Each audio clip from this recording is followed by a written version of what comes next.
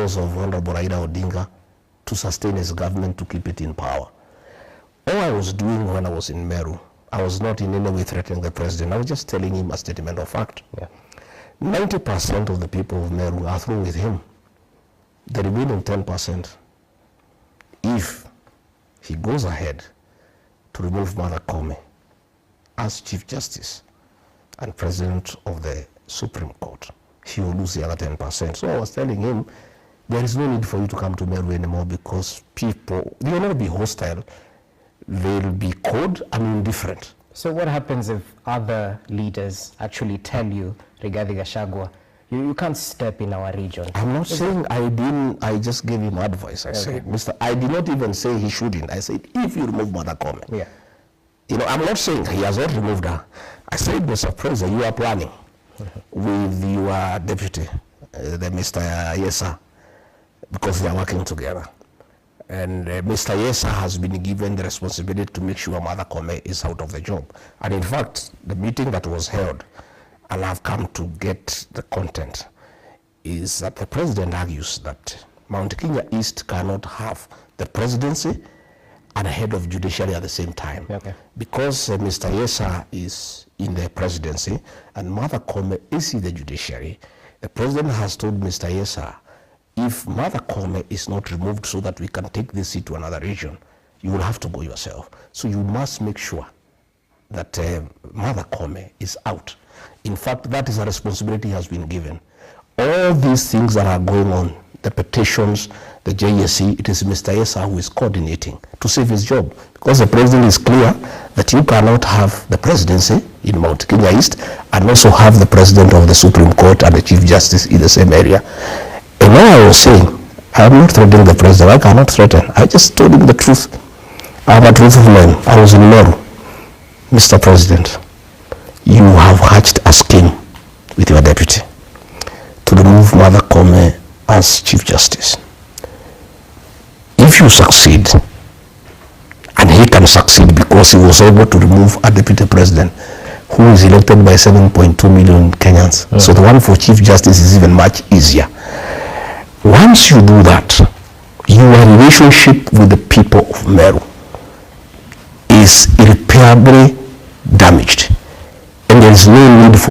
The institution of the presidency is very important for this country. And is a symbol of national unity. And the president should be able to go everywhere in the country and get good reception. When people start refusing to listen to condolence messages from our president, it really demeans the institution of the presidency. I would one day want to be president. I would want that institution to be held in high esteem.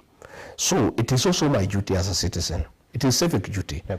Where I find the institution of the presidency will be demeaned by acts of the president, to advise him to think twice of removing Justice Martha Koome. Again, I also want to advise him, please stop disbanding the Supreme Court.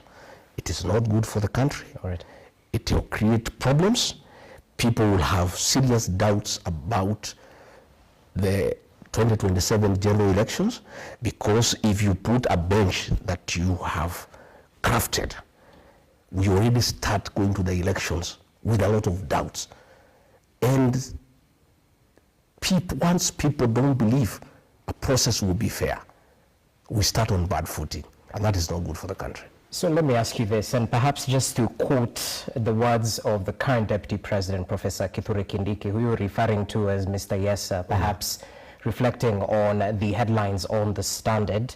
He said this in response to your statements in Meru.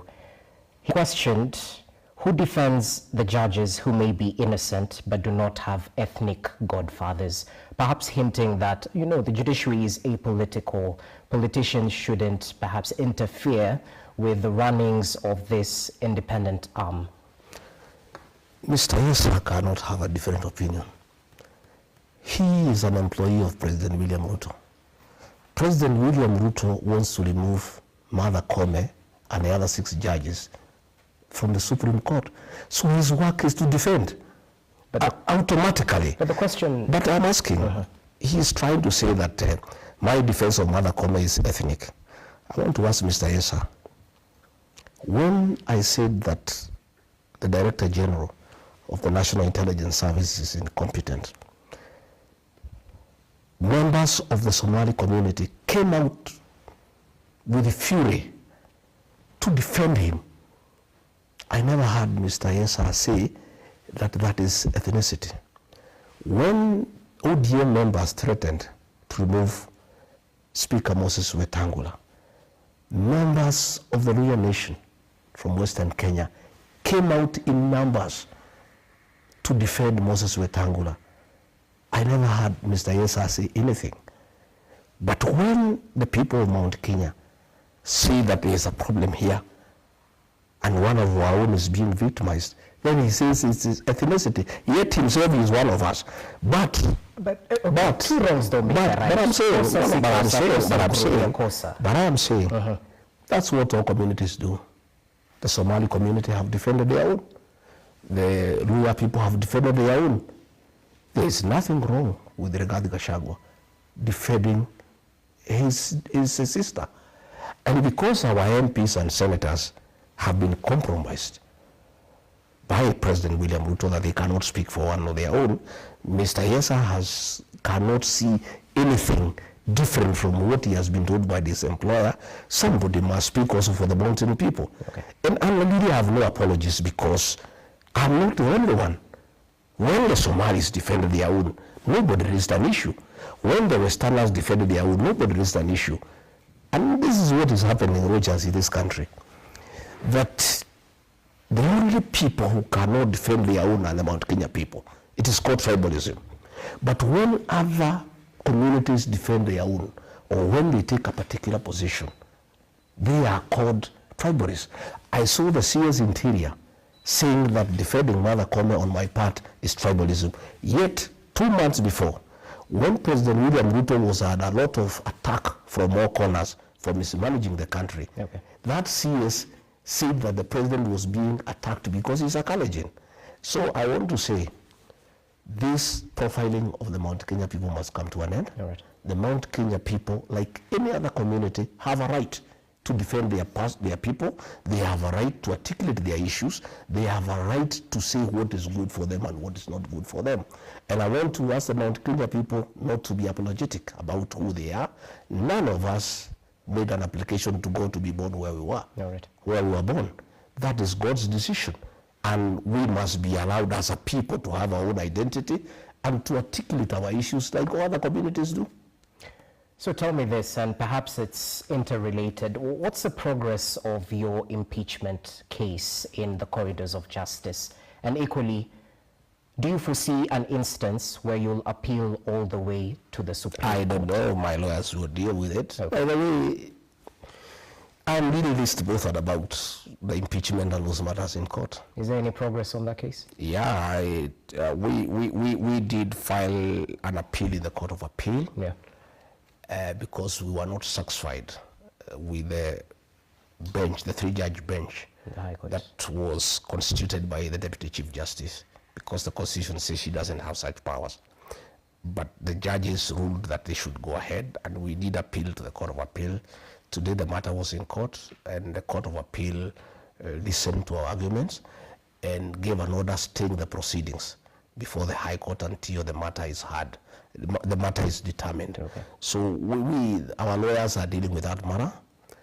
That's our lawyers. I am myself on another assignment, a very important assignment of crafting a new political strategy and joining the other people of Kenya to work out a mechanism of how to get this country back on track, how to make sure that we bring in a new government that will observe the rule of law, a government that will not abduct and kill our children, a government that will not make corruption the official government policy, a government that will listen to the people and that will not just be doing things with impunity. That, to me, is my focus.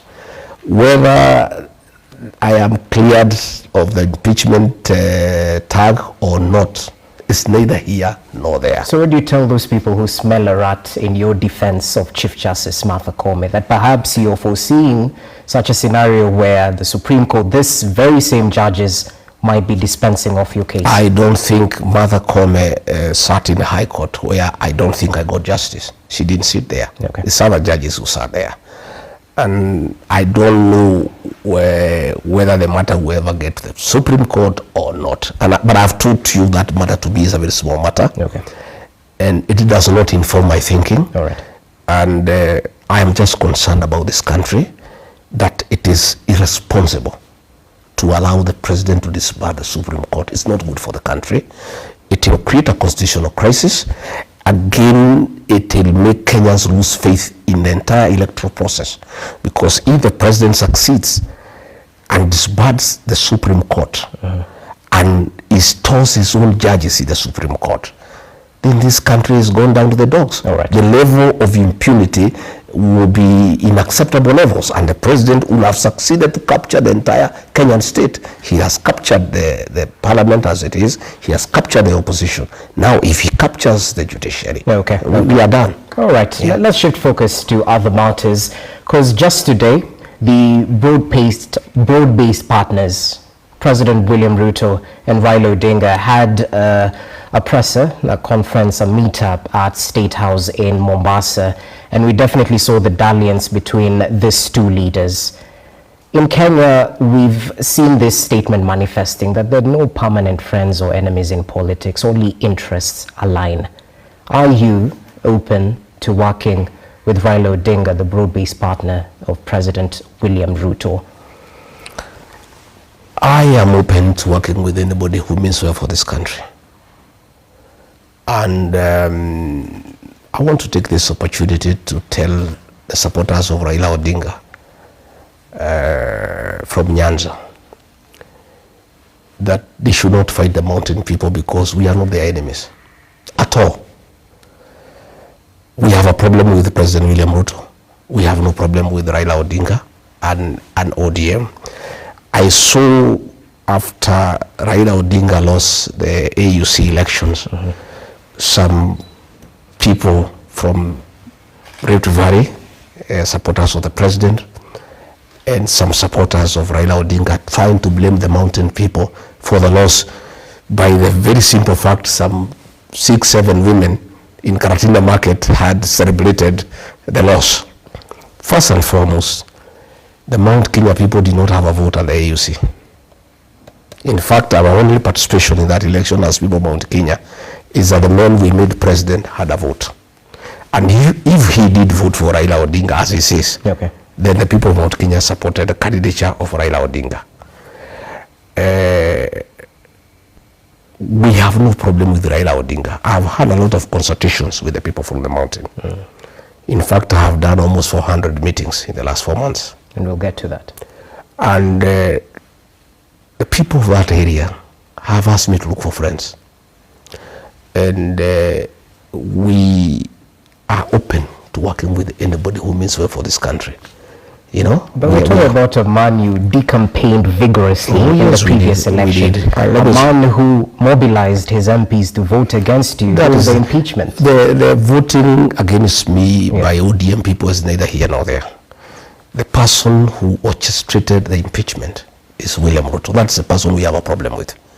He deceived the ODM people the way he deceived all us in the mountain. And for the record, we, for many years, had problems with Raila Odinga because he had been demonized as somebody who is against the mountain people.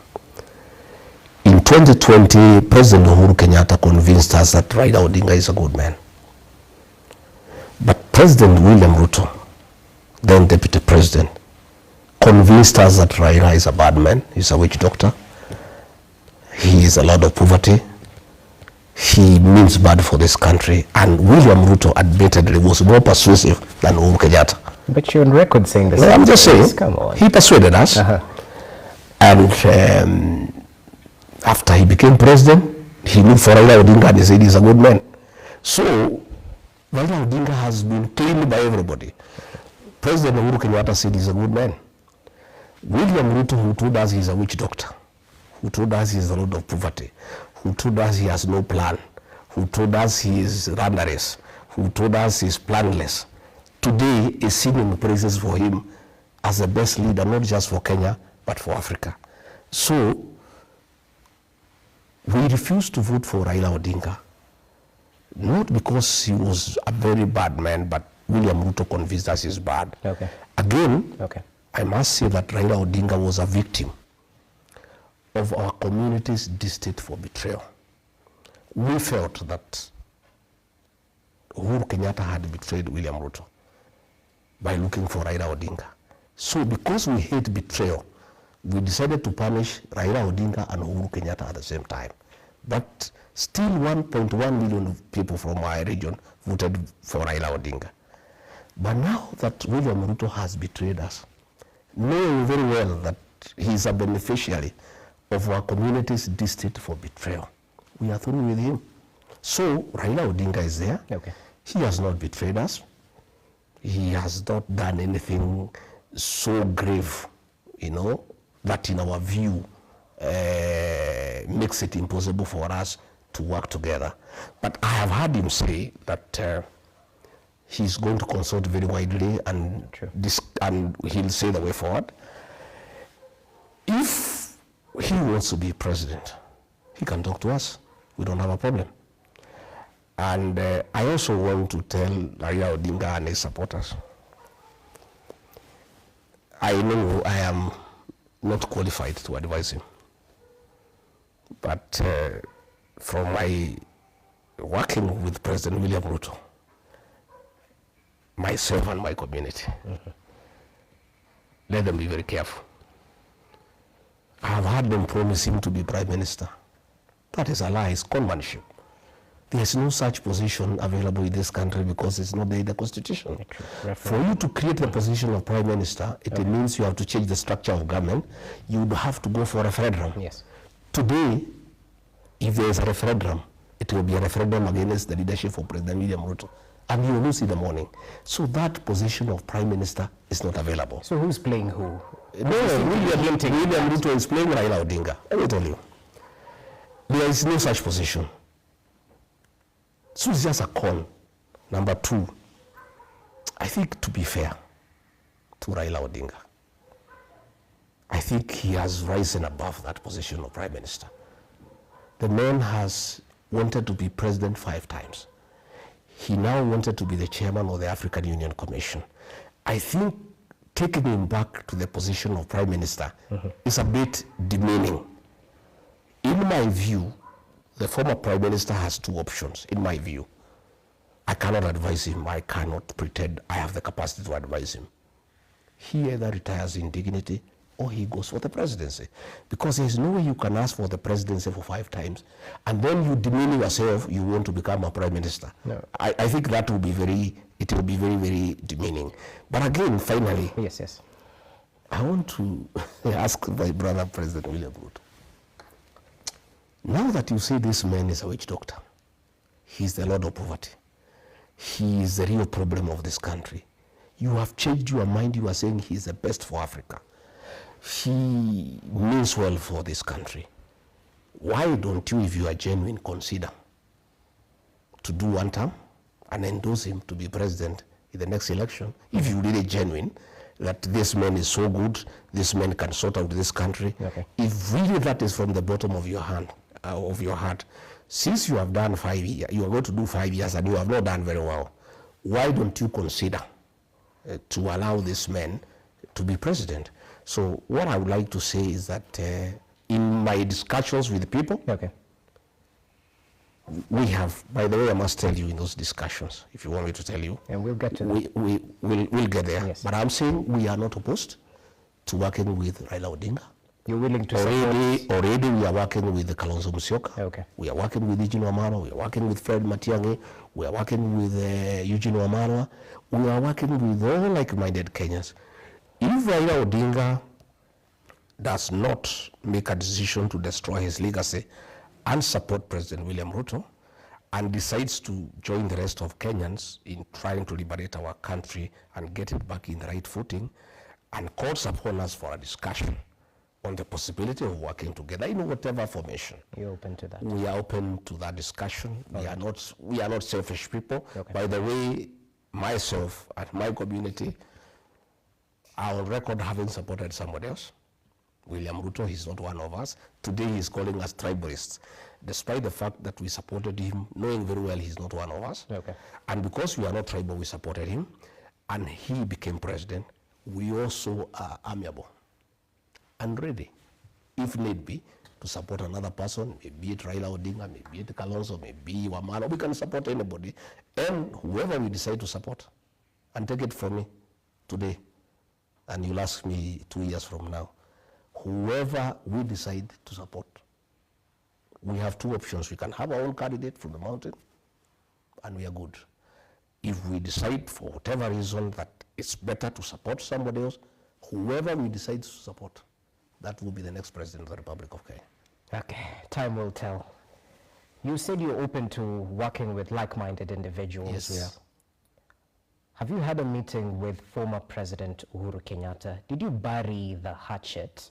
Because there's some who still point fingers at you, blaming you for the push and pull after the current Kenya Kwanza administration came to office, that perhaps the raid at his farm might have been orchestrated by Gachagua. Have you had a meeting with the former head of state ever since you were impeached? You know, Uhuru Kenyatta is my elder brother. I was his PA, and he's our leader as a community. Okay. It is inappropriate for me to discuss him in public because I'm a junior elder in the community, he's a senior elder, and discussions of elders in our community is a preserve of that community. We're just asking if you met him. Come on. You're What a truthful man. what I'm saying Yeah. is that Uhuru Kenyatta is our brother, our son, and our leader.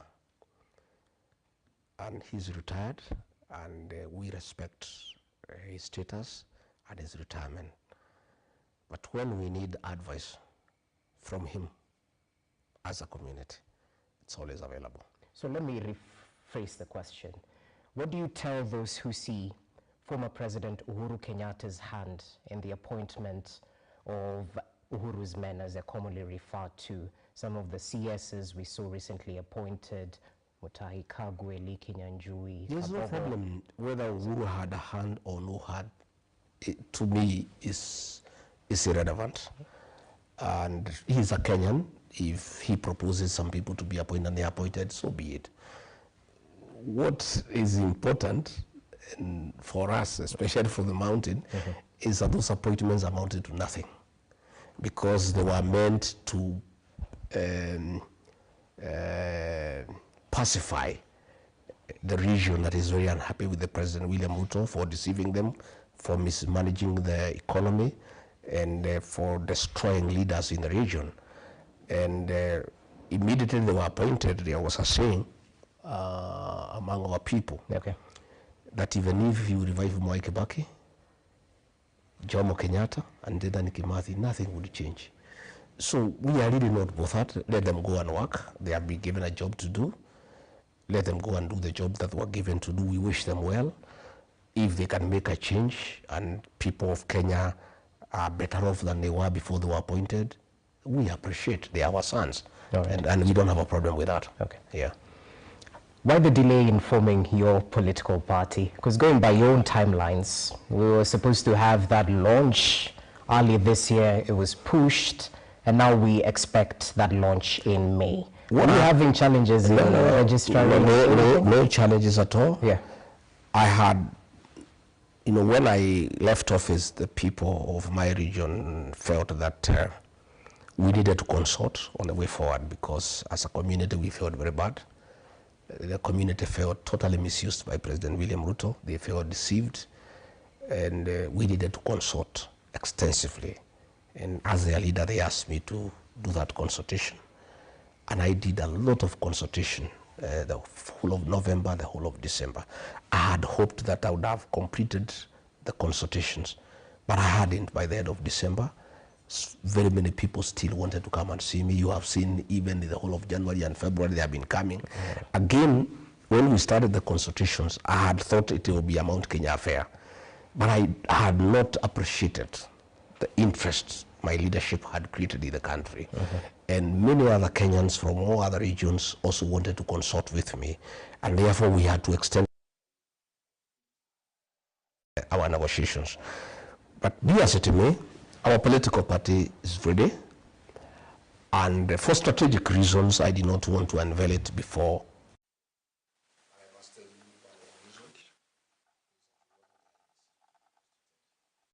Because quite a number of our senators and members of parliament want to resign from UDA and join our new party and go for by-elections. So we thought, my people thought that for us to get the right momentum, it's better for us to launch the party when IBC is in place. I want to give that reason now, because I've got quite a number of people who are through with UDA. They don't want anything to do with UDA. Just from the mountain? Especially from the mountain, because the whole mountain has moved from UDA. By the way, UDA now is a shell. UDA was Rigiji at the mountain. Without Rigiji at the mountain, there's no UDA. There's no party there. And our members, our supporters, in fact, if you mention UDA, and you have found even the MPs who move around with the president, they don't talk about UDA. Even the president, they don't mention him on the ground. So we decided that we want to wait for the IBC to be constituted. Then we launch our party so that we pick up with the momentum.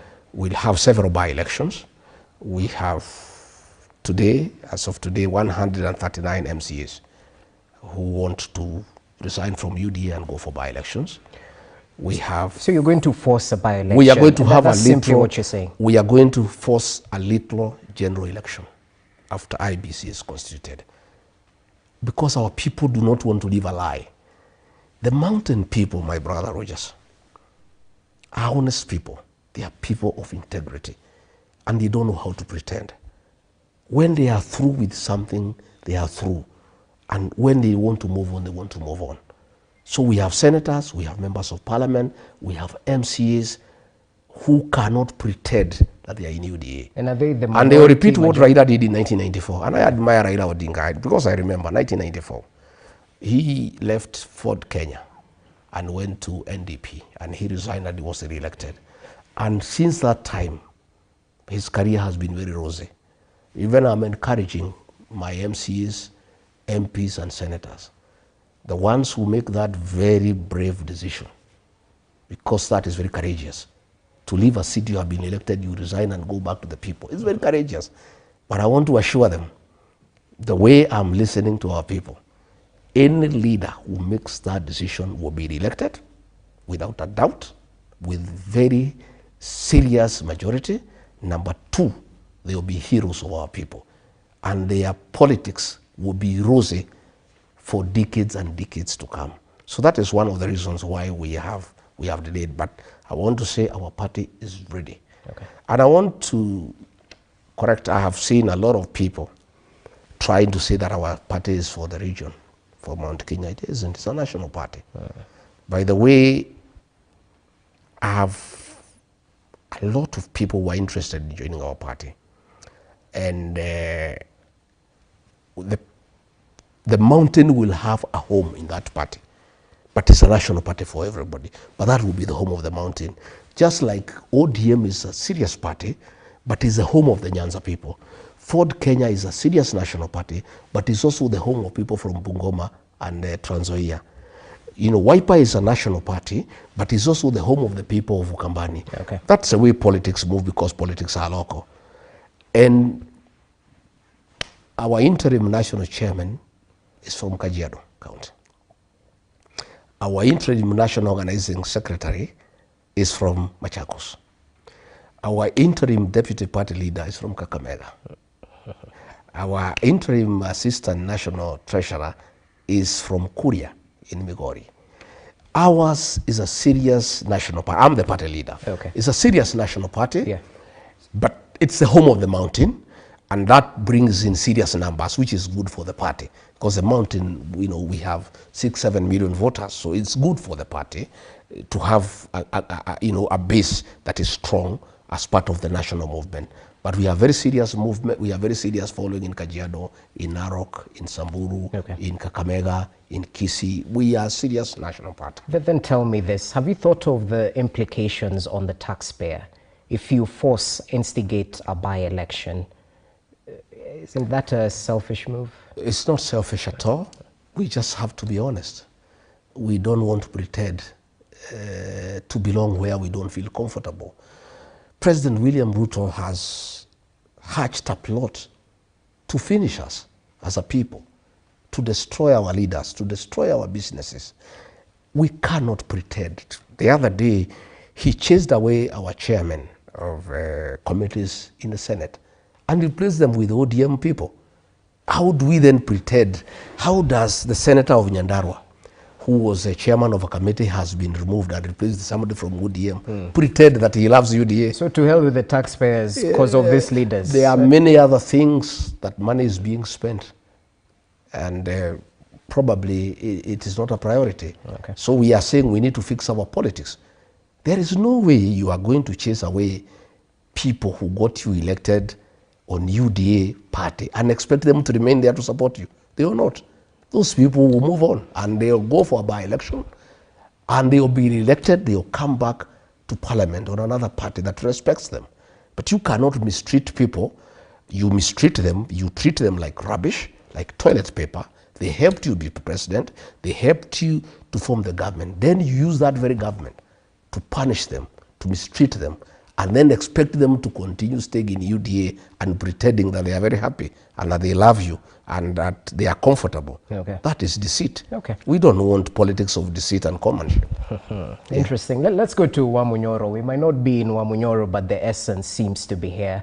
Because needless to say, you've managed to quickly convert your Wamunyoro home into a new center of power, meeting dignitaries, defectors, and planning your next move. But as we witness heightened activity in your Wamunyoro home, you've mentioned up to 400 meetings. That's in 4 months, so each month 100 meetings thereabout. Your critics argue that you're slowly reintroducing the culture of kingmaker in Mount Kenya region, that you would go to the lengths of decampaigning Mount Kenya political leaders. And mind you, it's not based on how they've served the people in their constituencies, in their counties. It's simply based on their political affiliation. Well, to start with, there is no crime in being a kingmaker. Politics is about kingmaking. If Rigathi Gachagua and the mountain will be the kingmaker in the next election, so be it. There's nothing wrong. And by the way, we'll be king or kingmaker, either way. And there's nothing wrong about that. That is politics, and it's a practicality of Kenyan politics. Number two, there's nothing about Wamunyoro. Wamunyoro is just my home. It's simply I've shifted the base from the official residence of the Deputy President to Wamunyoro. I was removed from office, but my followers went with me. So I'm still a leader with a serious weight in the country. And that is why they troop to Wamunyoro. And nobody comes for money there. They bring food, they bring goats, they bring chicken, they bring bananas. They come to see their leader and consult with him.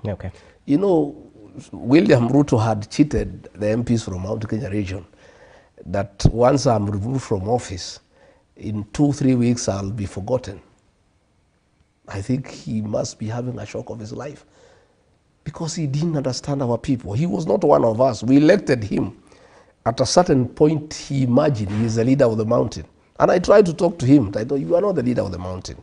You are just a beneficiary of the mountain's people destined for betrayal.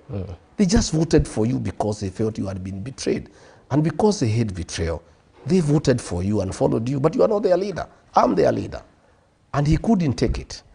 And he thought that he would get rid of me and life would just continue.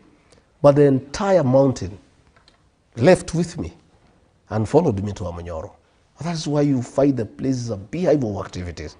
The meetings you see in social media are the few that we report. There are many other meetings. You know ourselves, we are descendants of the Mau Mau struggle. We are very secretive people. We do meetings, many meetings have been done. And very serious decisions have been made by the community of how we proceed going forward. What decisions are this? One, the decisions have been made. One, that we are through with the President William Ruto for 5 reasons. One, he has betrayed the mountain. Number 2, he deceived us that he will work for us, he will do our projects, he will fix the economy, he'll make sure business is thriving. He has done the exact opposite. He has destroyed the health system. SHA is not working, patients are suffering. Today, the private hospitals have discontinued that program. The university financing model, he destroyed it. University students are at home. Okay. The economy is destroyed, over-taxation, destruction of business, evictions, demolitions. Really, you know, the country has come to a standstill. Again, another reason is that when the mountain started moving out from President William Ruto, he activated a criminal gang that was very notorious in the Mount Kenya region in circumcising women, beheading children, raping young girls. He activated that group in the mountain to cause problems, and the people are very bitter with that. Again, another issue that people are very bitter is the introduction of alcoholic illicit brews in the region that I, as Deputy President, had successfully dealt with. And because of those reasons, and the most recent one that has really, you know, annoyed the people of that region is his deliberate scheme to mobilize other communities against the mountain. You remember when he was in Mount Elgon, one of the MPs, one of his people, Wanyama, he told him to say that all other communities will gang up against the mountain people and isolate them.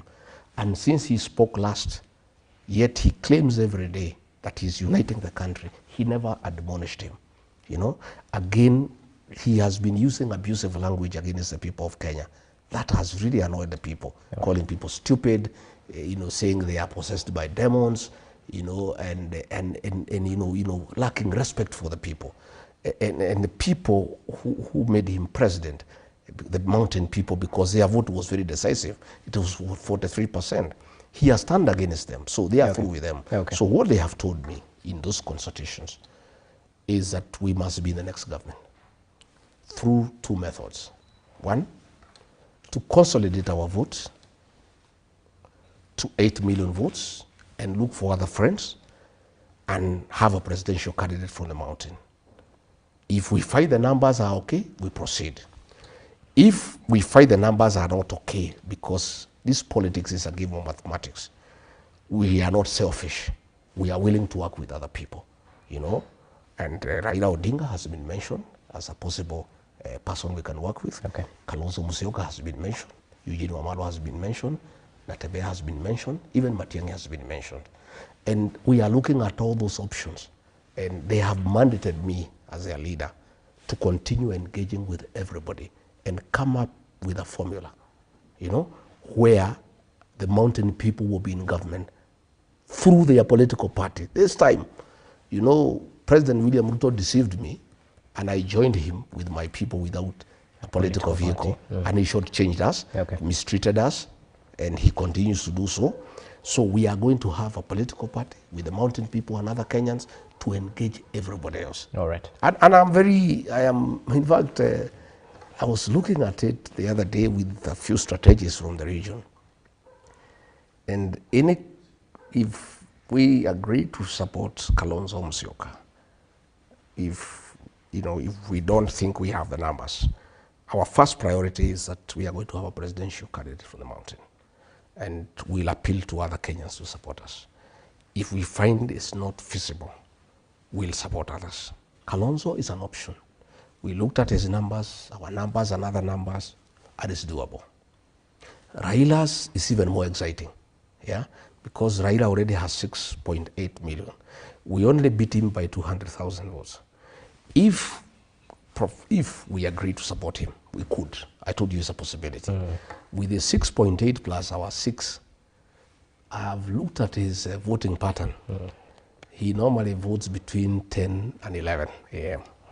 If we agree to support him, before he votes, he'll be president. That you can take to the bank. Okay. We are looking at the Mutembei nation. Okay. Their numbers are huge. a presidential candidate from the Mlembe Nation, supported by the Mlembe Nation when they are united. And I told them, I addressed them through the FM station.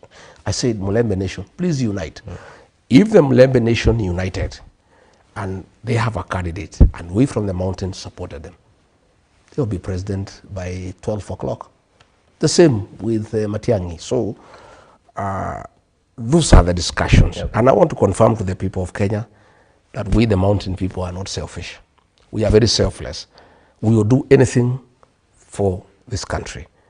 If we feel that we need to support somebody else so that this country can be saved from the recklessness that is there, we will do it. We are on record that we have supported another candidate from another area, William Ruto, in a very difficult election, and he became president. So can you support William Ruto again? Is that no, William Ruto, we cannot support him. Okay. We are done with him. And it's also not good for the country. Okay. I have to take you back because I asked you, yes, why are you making sure that you will decampaign members of parliament, not based on their track record, but because of their allegiance, their political allegiance? I am not decampaigning anybody for whatever reason. The mountain people hate betrayal. Ask William Ruto, he's a beneficiary of the community's district for betrayal. But they are even more angry when they are betrayed by their own. The community has told me. It's not me, I don't have a problem. By the way, I'm a very forgiving man. I'm a very staunch Christian. My wife here is a pastor, and she talks to me about forgiveness all the time. And she doesn't allow me to have a bitterness. She makes sure that I'm always amiable and open to forgive anybody. Okay. All those people who were against me, I've forgiven them.